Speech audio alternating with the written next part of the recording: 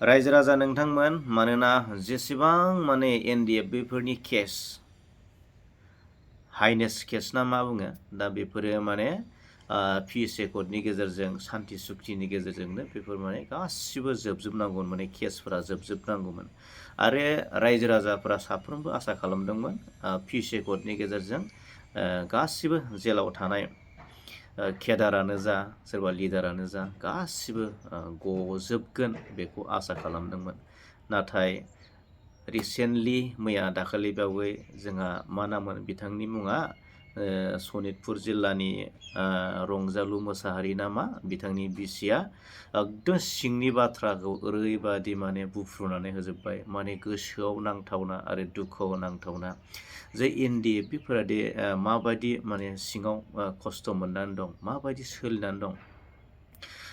Central गभर्नमेन्टनिफ्राय central सरकारनिफ्राय 4 लाख थाखा मोनदोंमोन नाथाय बे 4 लाख थाखा मोननायखौबो बिथांजोआ फोरमायदों माने थारिख मारिनायावनो मारियैनो बे 4 लाखनिख्रुइ 8 लाख डाबलसो थांबाय होननानै बिथाङा फोरमायदों आरोना थ' बियो जोबोद दुखुनांथावना थ' दा बाथ्राया बेनो गासैबो बिथिंखौनो जों नुनो मोनो माने पलिटिकेल खालामनाय जों नुनो मोनो लिडारफोरखौ दैदेनगिरिफोरखौ पलिटिकेल खालामनाय राजनिति खालामनाय गासैबो जेंनाखौनो राजनिति खालामनायखौ जोङो नुनो मोनो मोनसे समाव जोंहा दा सोलिबाय थानाय सोलिफु बिटिसि गभर्नमेन्टनि मानाव गेदेर हाग्रामा महिलारि बिथाङा बुंदोंमोन आङो पावाराव फैयोब्ला रन्जन दैमारिखौ आङो बख'गोन होनना बुंदोंमोन थ' दा बे सोंथिया फैखागोन मानसिफोरनाव दा रायजो राजाफोरा बे सोंथिखौ खालामखागोन माने मानाव गेदेर हाग्रामा महिलारि बिथाङा पावाराव फैयोब्ला रन्जन दैमारि बिथांखौ बख'गोन होननानै थ' दिनै आजि मास मोनथाम मोनब्रै जालांबाय नाथाय दिनैसिमबो जोङो बख'नायखौ नुनो मोनाखै आरो बै समाव जोङो खोनानो मोन्दोंमोन जोंहा एनडिएफबि फाउन्डार नाब्ला जायखौ बुङो जों रन्जन दैमारि बिथांखौ पलिटिक्स खालामदों माने बेखौ जुदि बहनोब्ला दिरुनोब्ला होननानै गोबां पलिटिक्स खालामदोंमोन माने थ' बेयो लिडारफोरनि आखाइ दङ लिडारफोरनि माबा दङ नैबेबादि गोबां बाथ्रा माने जोङो रायलायनायखौ खोनादोंमोन बुंनायखौ खोनादोंमोन माने जायनि जाहोनाव बे मानसिखौ बिथांखौ दिहुनाखै गोसोब्ला दिहुननो हायो नाथाय पलिटिक्स खालामदों होननानै बुंदोंमोन नाथाय थारैनो जोङो नैबे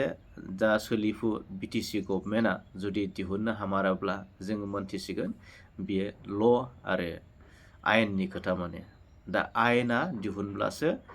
बिथाङा गगोन आयेना जुदि दिहुननानै होआब्ला बिथाङा गनाय नङा एबार जोङो क्लियारेन्स जासिगोन रायजो राजा नोंथांमोन दा बाथ्राया दा नैबे जिथुनाखि बिथांजोआ फोरमायदों ओरैबायदि फोरमायदों माने बिराद दुखुनांथावना आरोना दा बिथांमोना ओरैबायदि माने नोरजियाव गोलैना दं दाव माने गोबां मानसियानो आरो गोबां एनडिएफबि केडार्स बिथांमोना केडार्सफोरा मा जाना दङ दा गोबां माने आंखालाव गोलैना दं माने सोरबा माने गथ' गथायखौ सामलायनो हायाखै न'खरखौ सामलायनो हायाखै थिग बेबायदि माने गोबां आंखालाव गोलैना दं आरो बिथाङा फोरमायहरदों जायफोर लिडारफोरा मालाय गावसिनि केरियारखौ दानानै लाजोब्बाय नाथाय बै केडार्सफोरासो दा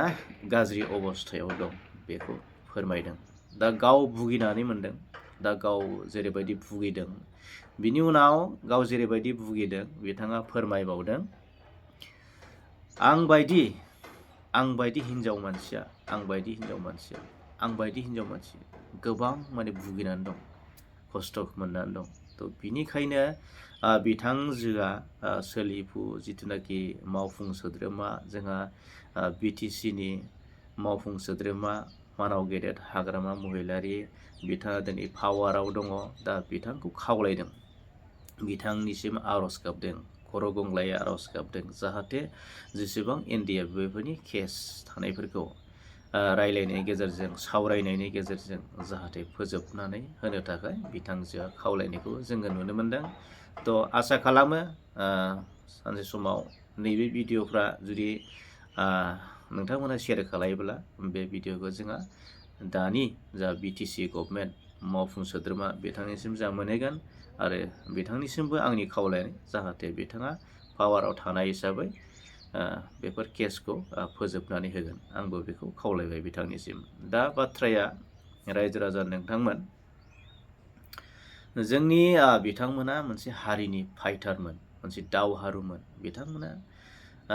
गोबां खस्थ' खालामबाय हारिनि थाखाय, जाथिनि थाखाय गोबां खस्थ' खालामदोंमोन, जायनि जाहोनाव दिनै बिथांमोननि खस्थ' खालामनायनि फिथाइया दिनै 35 इयार्स माने स्ट्रागल खालामनायनि फिथाइया जों दिनै नैबे जों अबस्थासिम जोङो मोनफैनो हानाया। रायजो राजा नोंथांमोन, दा जोङो आंनि खावलायनाया बे समाव बेनो जाहाथे माखासे हारिनि इसुफोरा जाहाथे पलिटिक्स खालामजाया, पलिटिक्स खालामा, जाहाथे बेफोरखौ समाधान खालामनो हायो। जाथिनि हारिनि जेंनाफोरखौ जायफोर बिबानाव दं बिथांमोना समाधान खालामनानै होगोन आं बेखौ आसा खालामो। आरो लोगोसे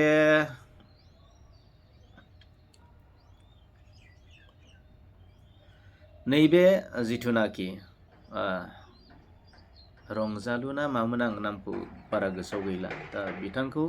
जेलाव जे सोफिनबाय, दा बिनि आन्दोआव माबा मोनसे गुमुर दं नामा? नैबे दा जिथुनाखि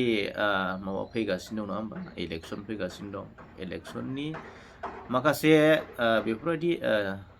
माखासे केसफोरखौ, माखासे माबाफोरखौ नैबेफोरबायदि इलेक्सननि सिगाङाव गोबां मानसिखौनो जेलाव सोफिननाय जोङो खोनायो, जोङो खोनाबोदों। आरो नैबेफोरबायदिबो जानो हागौ। दा एसे जाहाथे सांग्रां जायो आरो बिनि आन्दोआव माबा मोनसे गुमुर दङ नामा बेखौ जाहाथे नोंथांमोनाबो नायगिरो, बिजिरनानै नायो। आरो जेसेबां आं बे समाव खावलायगोन, जेसेबां माने एक्स NDIB केडार्सफोर दं बिथांमोना, जायफोर जेसेबां दं, इउनाइटेड जानानै, खौसे जानानै नोंथांमोना जाहाथे बे माबानिफ्राय नोंथांमोना बारग'नो थाखाय नोंथांमोनाबो जुदि खौसे जायो आरो सरकारनिसिम दाबि दैखांनो खावलायो, आं बेखौ खावलायबाय। लोगोसे